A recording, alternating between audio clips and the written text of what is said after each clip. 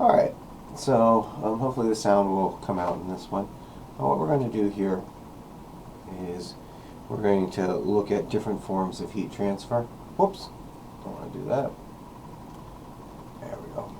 And so what we have so far is Q is our term for the transfer of heat. It's the amount of energy per unit time, or it's the amount of energy. And what we have, not per unit time, we'll look at unit times shortly. And so what we have is this specific heat equation where we look at how quickly a mass given a certain substance amount, so the mass of a substance, the specific heat of the substance, and the change temperature it goes through equals an amount of energy in joules.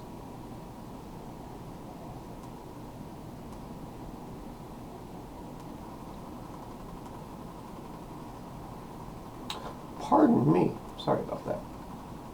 Chalk dust beyond belief today. Alright, and what we want to do is expand the idea of what we can do with specific heats. And so what we want to look at specifically, let me make a graph here.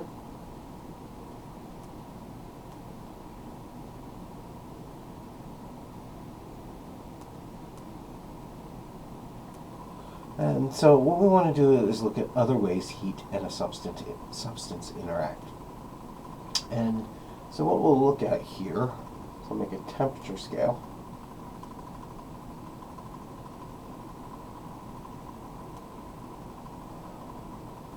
And we'll add heat, and we'll look at water ice. And so on this temperature scale, let me see if I can get my pad to work here. There's 1, 2, let me just get my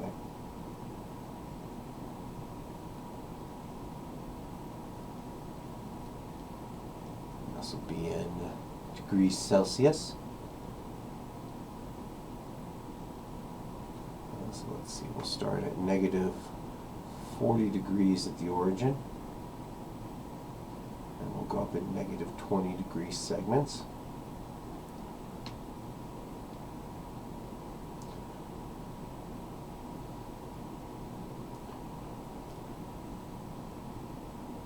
$60, $80, $100, and $120. And so we'll start with the water, and let's see, we'll add energy. Let's get my measuring right.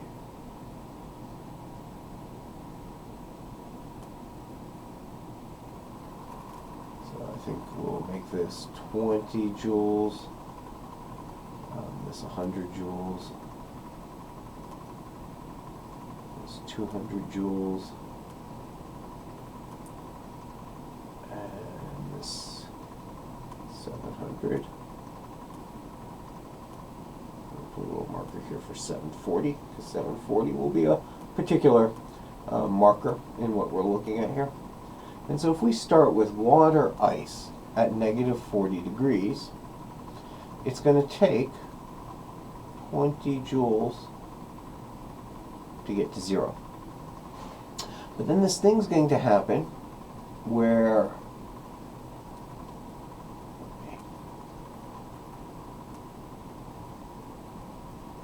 so we start at negative 40 degrees, and it takes 20 joules to change the temperature of water ice to 0 degrees. And then we're going to need to melt it. And so something happens during melting where we put energy in, and it breaks apart the bonds.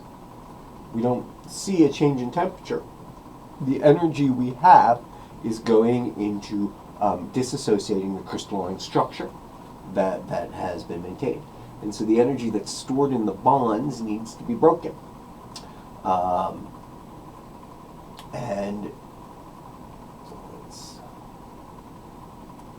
so we move from there to there. Then once all of the ice is melted, once it is all lost its solid state, we can then go back to heating it. And of course the next phase change will be at 100 degrees Celsius. And so it takes 100 joules to go from 0 degrees to 100 degrees of this amount of substance. And then I need to add energy to break apart the bonds that are holding the water together. And so to turn it to steam or a vapor, we're putting energy into it that goes into vaporization. And then once we've gotten up to we've added 740 joules total, any energy we add goes into an increased temperature. And so what we have here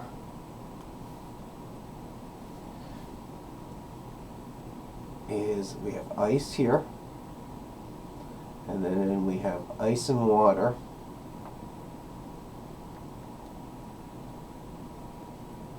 in equilibrium. And here we have water, and then here we have water and vapor in equilibrium, and then here we just have vapor.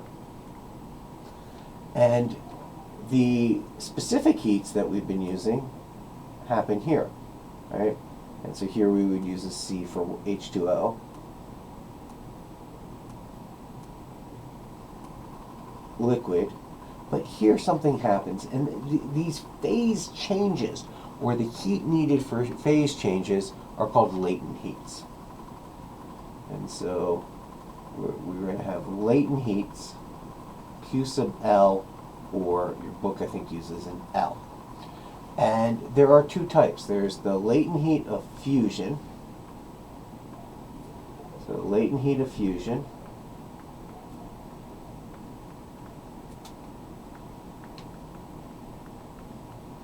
And LV, sorry, that's an arrow pointing over, which is the latent heat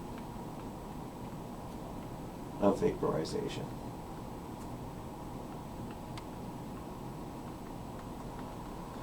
And so this would be LVs, the vaporization, and this would be LF, latent heat of fusion. Now these are reversible processes. If I add energy in, I'm moving towards a more energetic state. But I can take energy out.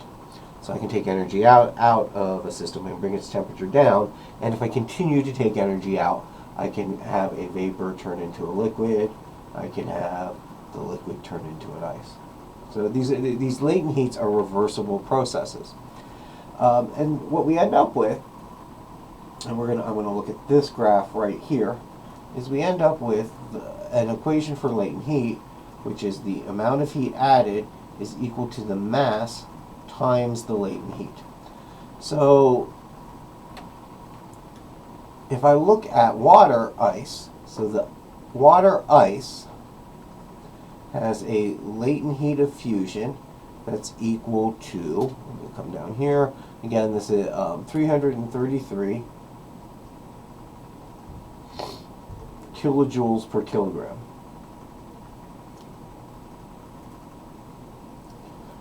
And the latent heat of vaporization for water is 2,260 kilojoules. Kilojoules are nuts.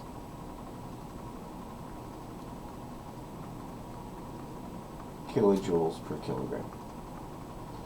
And so notice there's a smaller latent heat of fusion, which means the length of this part of this graph is smaller. It takes less energy transfer for me to change the state of a liquid than the energy transfer needed to vaporize things. And what we can do is, let's say I have 1 kilogram of water ice.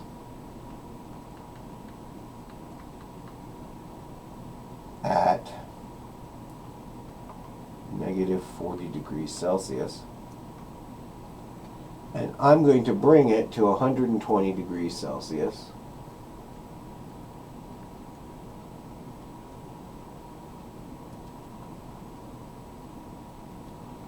bring it to 120 degrees Celsius water vapor.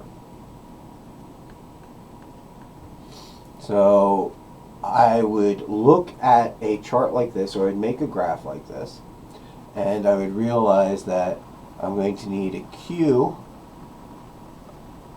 of M, C, and for this case it's going to be ice, so I'm going to put an I for ice, delta T1. And delta T1 is going to be the change between 0 and my negative 40 degrees.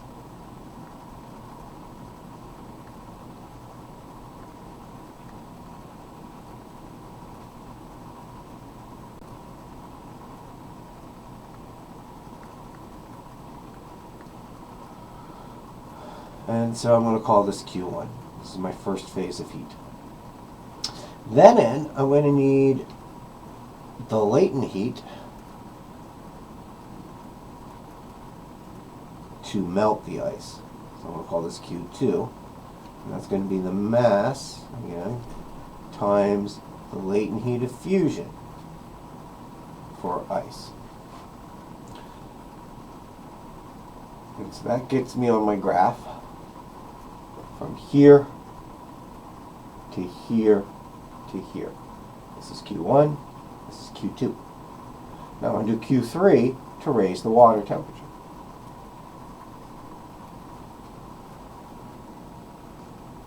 So Q3 is going to be the mass times my specific heat of water this time, not ice. So I'm just going to put a W there. And then I'm going to change temperature 2. So temperature 2 is going to be from 0 to 100 degrees.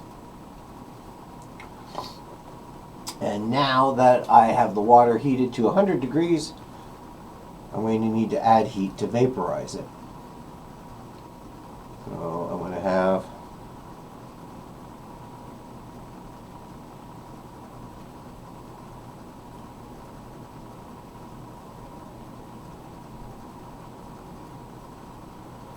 the mass times the latent heat of vaporization.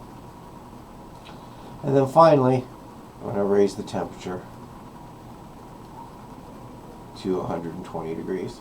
So I need the mass times the specific heat of the vapor times my change, my third change in temperature.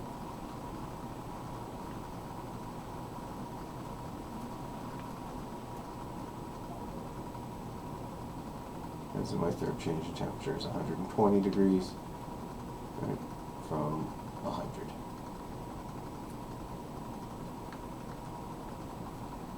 I'm not cursing as I fight with my pen today. I'll just take my time to write these. I'm definitely switching to an Apple pen. My old board isn't quite working as well. Alright, and so this is the process of I've taken a substance at negative 40 degrees and I am bringing it to 120 degrees as it's changing state. So let's get my specific heats. And I'll start with the specific heat of ice. So I'll do Q1. So how much is it? I'm doing 1 kilogram. So all of my masses are going to be 1 kilogram. So Q1 is equal to 1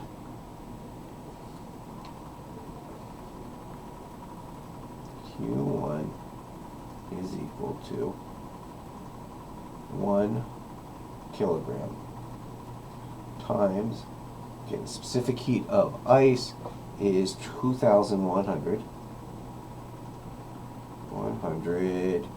joules per kilogram Celsius. Joules per kilogram Celsius. And then times my change in temperature, which was from negative 40 to 0, so that's a positive 40 degrees Celsius change. And so Q1 brings to play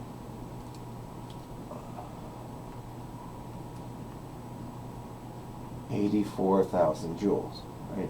Because 4 times 21 is 84.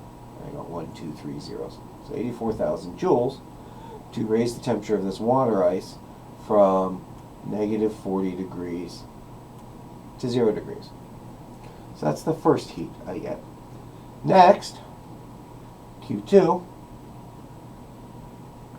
well, I have 1 kilogram times the latent heat of fusion for water ice. The latent heat of fusion for water ice was 333 kilojoules. So 333 times 10 to the third joules per kilogram. So come over here. And what is, I add 3 zeros to this, so it's 3, 3, 3, 0, 0, 0 joules. And so now I've melted my ice. I've added heat to this and I've melted my ice. So now I need to raise the temperature from 0 to 100 degrees so I can start vaporization.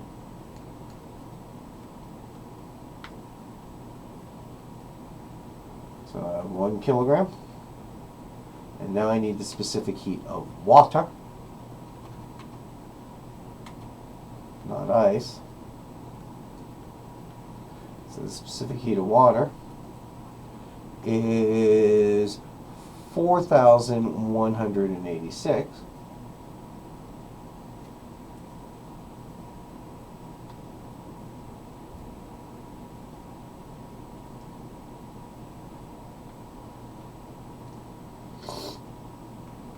Sorry about the sniffles. Joules.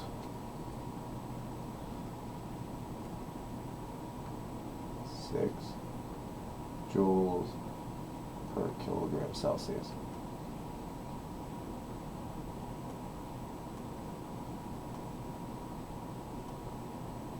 And then that's going to be times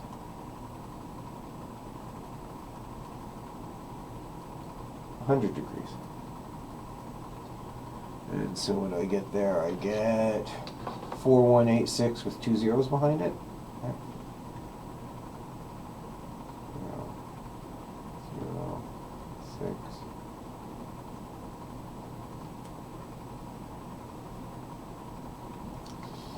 And so now I've raised my temperature to 100 degrees, and so now it can start vaporizing. So now I'm on to Q4. How much heat goes into Q4? And so again, I'm going to have 1 kilogram times the latent heat of vaporization. And so the latent heat of vaporization for water is 2260 times 10 to the third joules per kilogram.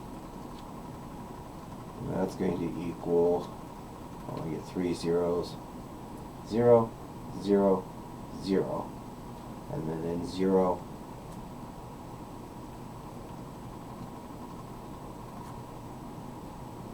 0, 6, 2, 2 joules there. And notice most of the energy is going to go into vaporizing. I guess that's why vaporization is always the scary thing in like sci-fi films, right? And then so finally we have a water vapor that I'm going to raise to 120 degrees.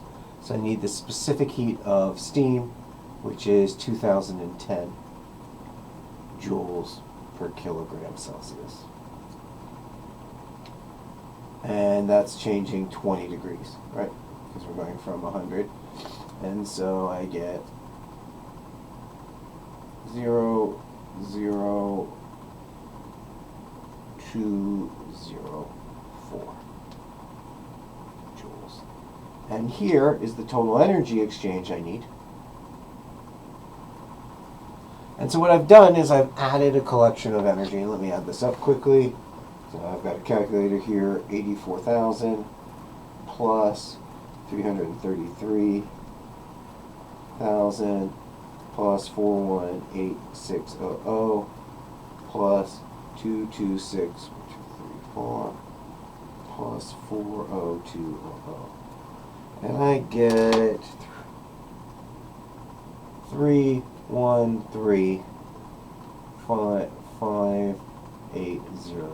joules, or about 3 million joules, or we would say 3,140 kilojoules would probably be the best way to say that.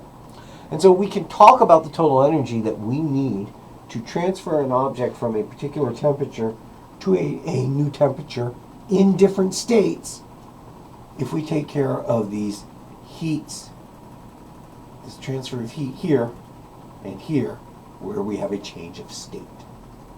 All right, we're going to look a little bit more at how heat is actually transferred then.